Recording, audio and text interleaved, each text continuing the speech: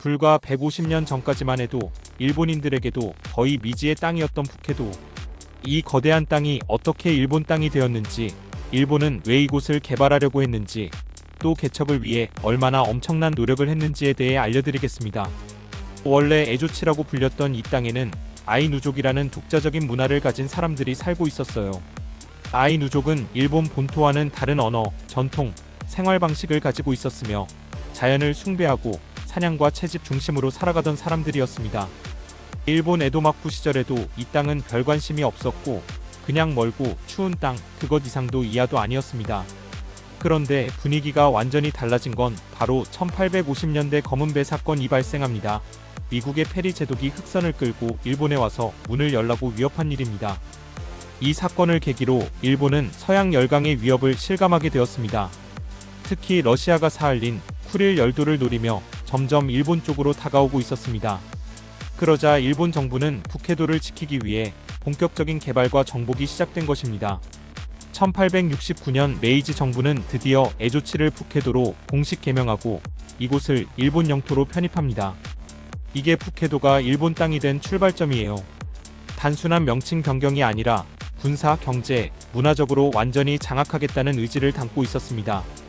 그렇게 해서 북해도를 대대적으로 개척하기 위한 관청인 개척사를 1869년에 만들었습니다.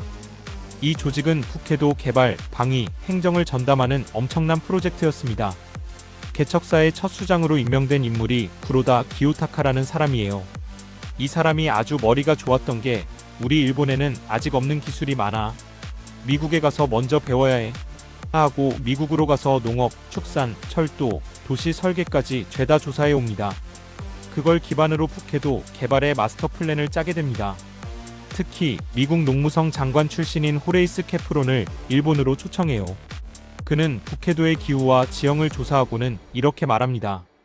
이 땅은 유럽식 농업보다 미국식 대규모 농장 시스템이 잘 맞을 겁니다.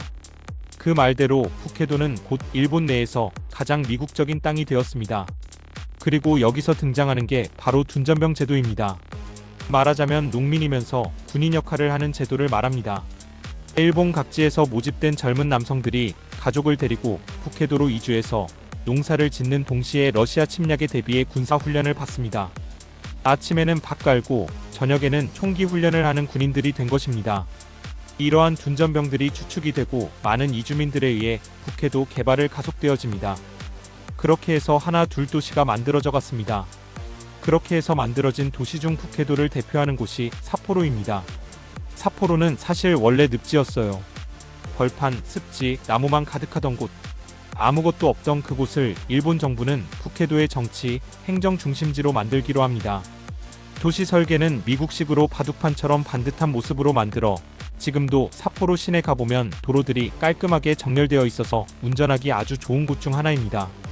도시 계획이 체계적이었던 덕분에 삿포로는 점점 관청, 학교, 상점, 교통 허브가 생겨나며 북해도의 중심 도시로 자리 잡습니다. 또한 삿포로는 단순한 행정도시가 아니라 농업기술의 본산이 되기도 했습니다. 바로 삿포로 농학교 때문이죠. 지금의 홋카이도 대학이 그 전신이에요. 이 학교는 미국식 농업, 축산, 생물학 등을 가르치면서 일본 전국에서 모인 우수한 학생들이 실습하고 연구한 곳이었습니다. 북해도는 말 그대로 산업 불모지였지만 이 땅을 바꿔놓은 건 농업과 축산이었어요. 당시 일본의 기술로는 이 척박한 땅에 농업과 축산을 일으키기에는 능력 부족이었습니다. 그래서 선택한 것이 미국의 도움이었고 그러한 농업과 축산 인재들을 길러낸 곳이 삿포로 농학교였습니다.